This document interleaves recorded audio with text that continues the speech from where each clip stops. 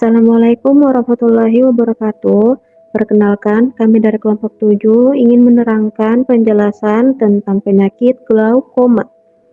Adapun nama dari anggota kelompok 7, Kara Nur Aprilia, Rita Erlina, Syahrul, Singgi Nur Fadila, Nani Nurwanti, dan Fajrin Hasrudin. Assalamualaikum warahmatullahi wabarakatuh. Di sini saya akan membacakan konsep medis. Yang pertama, definisi. Glaukoma adalah suatu kondisi peningkatan tekanan intraokular di mata yang dapat berlanjut menjadi kehilangan penglihatan. Hal ini menyebabkan tampaknya optik nervehen yang khas pada pemeriksaan punduskopi dan kehilangan penglihatan progresif. Glaukoma adalah sekelompok penyakit pada mata yang umumnya ditandai oleh neuropati optik.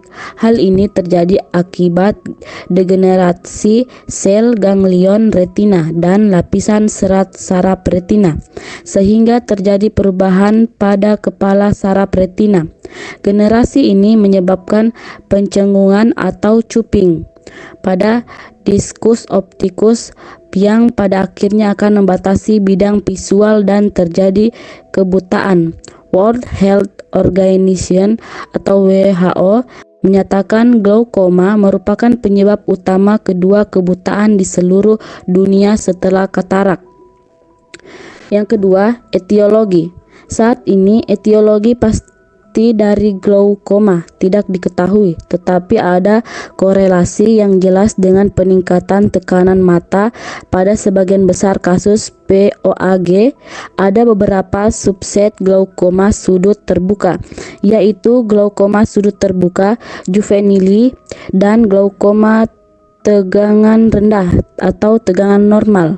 Glaukoma sudut terbuka juvenili menyerang pasien berusia antara 5 sampai 35 tahun. Hal ini jarang terjadi dan cenderung ditemukan kemudian dalam proses penyakit karena peningkatan TIO awal namun bertahap. Pasien juga biasanya datang dengan tekanan mata lebih dari 30 mmHg. Glaukoma sudut terbuka juvenili dianggap mengikuti proses yang sama dari peningkatan TIO yang mengarah ke neuropati optik seperti POAG, hanya pada populasi yang lebih muda. Yang ketiga, manifestasi klinis. Glaukoma ditandai oleh meningkatnya tekanan intraokular yang disertai oleh pencengkungan diskus optikus dan pengecilan lapang pandang. Glaukoma dapat menyebabkan penyempitan lapang pandang bilateral progresif yang sering tidak terdeteksi, sampai terjadi pengecilan lapang pandang yang ekstensi. Glaukoma merupakan penyakit yang tidak dapat dicegah, akan tetapi bila diketahui lebih dini dan diobati maka glaukoma dapat diatasi. Untuk mencegah kerusakan lanjut mekanisme peningkatan tekanan intraokular pada pasien glaukoma adalah gangguan aliran keluar humor aqueous akibat kelainan sistem drainase sudut kamera anterior atau glaukoma sudut terbuka, atau gangguan akses humor aqueous ke sistem drainase atau glaukoma sudut tertutup. Pengobatan ditunjukkan untuk menurunkan tekanan intraokular dan apabila mungkin memperbaiki patogenesis yang mendasarinya. Klasifikasi. Glaukoma memiliki dua klasifikasi utama, yaitu glaukoma sudut terbuka primer atau glaukoma kronik dan glaukoma sudut tertutup yang terjadi secara akut. A. Glaukoma sudut terbuka primer atau glaukoma kronik. Keadaan glaukoma ini timbul akibat kelainan yang terjadi pada struktur balik mata depan yang dikenal sebagai jalinan trabekular, di mana terjadi obstruksi aliran keluar humor aqueous yang progresif dan kemudian diikuti peningkatan tekanan intraokular atau TIO. Glaukoma sudut terbuka awalnya tidak menimbulkan gejala yang mengganggu penderitanya atau asymptomatik dan biasanya tidak sengaja dijumpai saat screening mata rutin. Seiring berjalannya waktu, akan timbul gejala hilangnya lapang pandang perifer hingga menjadi parah dan menyebabkan kerusakan yang irreversibel. B. Glaukoma sudut tertutup. Glaukoma sudut tertutup ditandai dengan peningkatan TiO secara tiba-tiba yang terjadi akibat obstruksi mekanik pada struktur sudut mata di sekitar iris root. Kesadaran ini merupakan suatu kegawat daruratan medik. Glaukoma jenis ini menimbulkan gejala penglihatan yang kabur dengan cepat, mata merah, nyeri pada mata, dan sering terjadi halo di sekitar cahaya. Jika tidak mendapat tata laksana segera, kebutaan dapat terjadi dengan cepat. Adapun glaukoma jenis lainnya yaitu A. Glaukoma sekunder. Glaukoma sekunder adalah keadaan glaukoma yang terjadi akibat suatu kondisi yang mendasari. Kondisi ini bisa terjadi dari penyakit mata sendiri, yaitu akibat dari penyakit sistemik luas. Sebagai kondisi yang dapat menimbulkan glaukoma sekunder ini adalah trauma, hifema, iritasi, dan sublokasi lensa. B. Glaukoma kongenital. Glaukoma kongenital yang dikenal sebagai Boultourmouth atau mata sapi terjadi pada bayi dengan tanda yang khas, yaitu mata yang nampak membengkak dan membesar akibat peningkatan TiO. Yang terakhir, normotensial glaukoma. Istilah glaukoma dengan tekanan normal mengacu pada glaukoma namun dengan TiO yang normal. Seringnya glaukoma tekanan normal diakibatkan oleh disregulasi fulkulasi luas yang mengakibatkan stres pada oksen nervus opticus pada manima cribosa. Patofisiologi. Patofisiologi glaukoma kurang dipahami.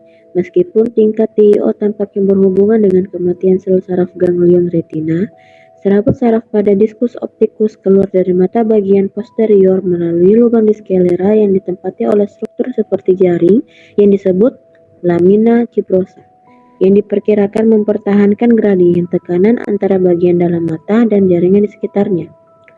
Lamina fibrosa lebih sensitif terhadap perubahan tekanan yang menyebabkan bergeser saat tekanan intraokuler tinggi, sehingga menyebabkan saraf optik dan perubahan darah terjepit dan kemudian menyebabkan kerusakan saraf. Tekanan intraokuler tinggi juga dapat menyebabkan disfungsi mitokondria pada sel ganglion retina yang tidak dapat memenuhi kebutuhan saraf sehingga menyebabkan stres metabolik dan degenerasi sarafologi. Komplikasi. Penyakit glaukoma dapat menyebabkan beberapa komplikasi jika tidak ditangani dengan baik.